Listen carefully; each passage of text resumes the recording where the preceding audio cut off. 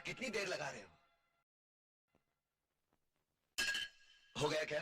Please have patience. टाके लगाने, हिलना नहीं। तुम यहाँ क्या कर रही हो? हाँ, कुछ नहीं हुआ मुझे। जाओ, वो तो हवलदार जख्मी हुए हैं, उनके घर वाले आए होंगे, उनका हौसला बढ़ाओ। तो ये इन्फॉर्मेशन आपको ट्रांसफर कर देनी चाहिए थी। ना ये केस आपका है, ना वो एरिया आपकी जुरिस्डिक्शन में आता है। वो हर एरिया मेरी जुरिस्डिक्शन में आता है जहाँ क्राइम हो रहा है। मेरे एरिया के बाहर एक गुंडा एक औरत से बलात्कार कर रहा है, तो मैं इसलिए चुप रहूं क्योंकि वो एरिया मेरा नहीं है। मिस्टर लोहार, पुलिस वालों को अगर कुछ अधिकार दे रहे हैं तो साथ में नियम के कुछ बंधन भी। तुमने उन अधिकारों का गलत इस्तेमाल किया है। फिर वो लोग तो सरेंडर करने वाले थे, फिर भी तुमने उन पर गोली चलाई।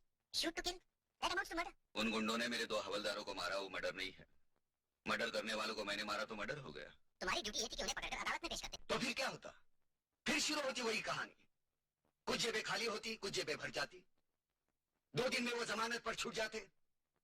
3 महीने के बाद एफआईआर तैयार होती। फिर केस शुरू होता, चलते रहता चलते रहता। फिर इलेक्शन आ जाते, जेल का गुंडा अंदर से चुनाव लड़ता, उसके गुंडे डरे हुए लोगों को और डराकर जबरदस्ती वोट लूटते। जेल का गुंडा एमएलए बन जाता। वो खुश, आप खुश। किस्सा यहीं से शुरू होता, यहीं पर खत्म। कलाबाजी की तरह आजकल एक और बाजी पाई जाती है, आदर्शवादी। नशा है एक तरह। मिस्टर यशवंत लोहार, जब तक आप अपना रवैया नहीं बदलते, खुद को नहीं बदलते, तब तक मैं आपको। न मैं बदलूंगा न तो मेरा रवैया बदलेगा। अगर आपको बदलना है तो वो शपथ बदलिए जो कमीशन के वक्त दी जाती है। भारतीय संविधान के प्रति निष्ठावान रहूंगा, भारतीय गणतंत्र की रक्षा के लिए प्रयत्नशील रहूंगा, धर्म भाषा जात पात के नाम पर लोगों में वैमनस्य से फैलने नहीं दूंगा। संविधान ने मुझे जो अधिकार दिए हैं उसका इस्तेमाल निष्पक्ष होकर ईमानदारी से करूंगा। बजाय इसके, भारत मेरा देश है, बेईमानी मेरा जन्मसिद्ध अधिकार है, सभी भ्रष्टाचारी मेरे भाई बहन हैं, भारत के सभी गुंडे लुटेरे बलात्कारी हत्यारे मेरे रिश्तेदार हैं। उनकी सेवा, उनकी समृद्धि मेरा परम धर्म है। जिंदगी भर मैं उनके प्रति निष्ठावान रहूंगा। It should be like this, you know, it should be like this, don't you think? Mr. Ishwan Lohar, you are suspended till further notice. बस मुंह उठा के कह दिया, जाओ, तुम्हारी जरूरत नहीं है, अपाहिज कर दिया। भाई यही तो पावर गेम है Yash. Power is the main bloody thing. यही कहता हूं, ये पावर हमारे पास क्यों नहीं है?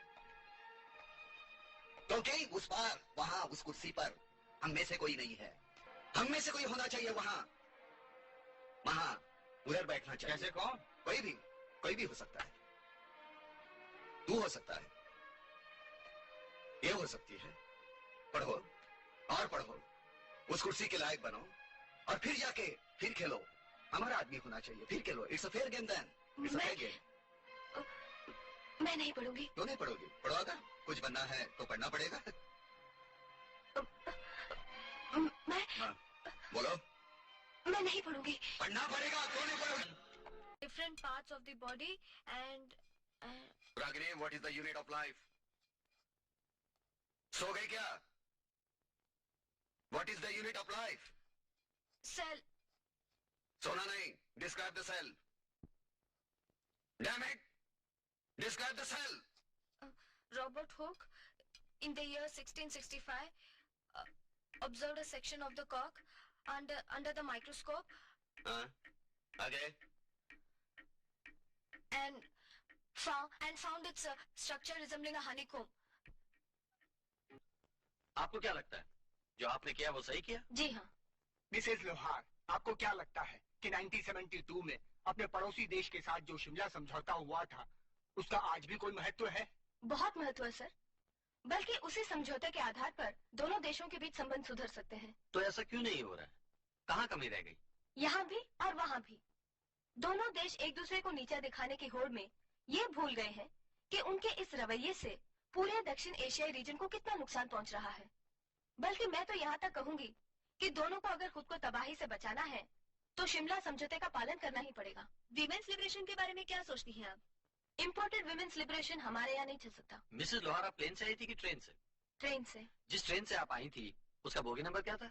S27943। अगर मैं आपको प्रपोज करूं कि आज रात आप मेरे साथ कहीं डिनर पर चलें, तो आपके हस्बैंड को बुरा तो नहीं लगेगा?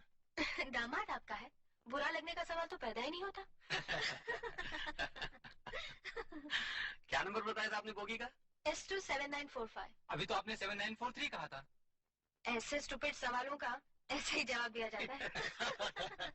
गुड। आदाब। हमारा नाम सलीम शेख है, नगर सेवक हूं। यहाँ जितने भी कलेक्टर आए हैं सबसे दोस्ती रही है हमारी। सोचा आपसे भी जान पहचान हो जाए तो। ठीक है, काम की बात कीजिए। काम की बातें तो होती रहेंगी मैडम, पहले आपसे अच्छी तरह से पहचान हो जाए तो फिर। काम की बात कीजिए। अरे आप तो बुरा मान गए, बस आप उस पर दस्तखत करके काले साहब के पास भिजवा दीजिएगा, बड़ी मेहरबानी होगी। वो फाइल मैंने देखी है, उस साइट पर होटल बनाने की परमिशन नहीं दी जा सकती। क्यों प्रॉब्लम क्या है? अगर होटल बनेगा, आप लोगों की सेवा करते रहेंगे, देश को फॉरेन एक्सचेंज मिलेगा मैडम। ड्रग्स के धंधे होंगे, स्मगलिंग का अड्डा बनेगा, प्रोस्टिट्यूशन को बढ़ावा मिलेगा, जुए के अड्डे चलेंगे, हजारों मछुआरों की रोजी रोटी जाएगी। टूरिज्म और फॉरेन एक्सचेंज के नाम पे आप देशभक्ति साबित करोगे। सॉरी, आप यहाँ से जा सकते हैं। अरे मैडम, मैं जिस सेवा की बात कर रहा हूँ वो तो आप भूल ही रही हैं, और ये भी भूल रही हैं कि डिप्टी कलेक्टर से कलेक्टर बनने में बरसों लग जाते हैं। लेकिन अगर सही साथ हो, सही हाथ हो, तो ये काम बड़े आसानी से हो सकता है। और मैडम, सही साथ और सही हाथ दोनों आपके सामने है, भरोसा रखिए। तन मन धन से आपकी सेवा करेंगे। अपने तन मन और धन का रंग कहीं और दिखाओ। ये मेरा ऑफिस है, तुम्हारा अड्डा नहीं। Now get out. बहक रही हैं आप, लगता है इस कुर्सी का नशा बर्दाश्त नहीं कर पा रही। नाउ यू गेट आउट, वरना बाहर फेंकवा दूंगी। चाहते हैं, लेकिन फिर मिलेंगे। खुदा हाफिज।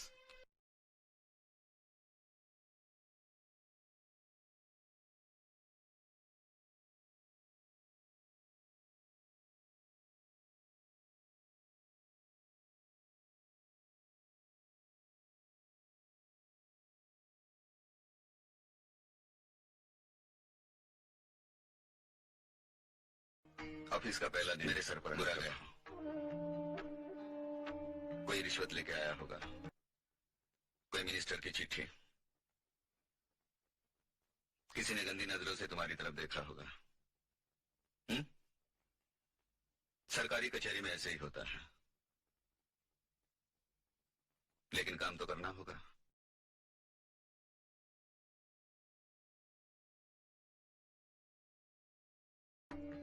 कहो, मैं रागिनी यशवंत लोहार ईमानदारी से काम करूंगी।